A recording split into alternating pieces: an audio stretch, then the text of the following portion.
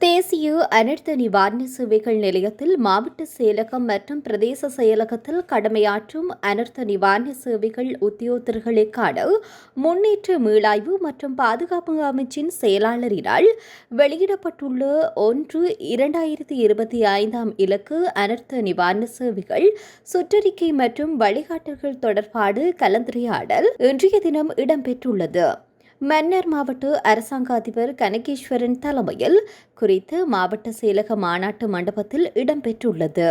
இந்த கலந்துரையாடலில் மாவட்ட செயலாளரினால் கடந்த கால வெள்ளத்தின் போது பாதிக்கப்பட்டவர்களுக்கு உதவிகள் குறித்து வழங்கப்பட்ட ஒத்துழைப்பு மற்றும் அர்ப்பணிப்பு மிக்க சேவைகளுக்காக நன்றியையும் பாராட்டுகளையும் தெரிவித்திருந்தார்.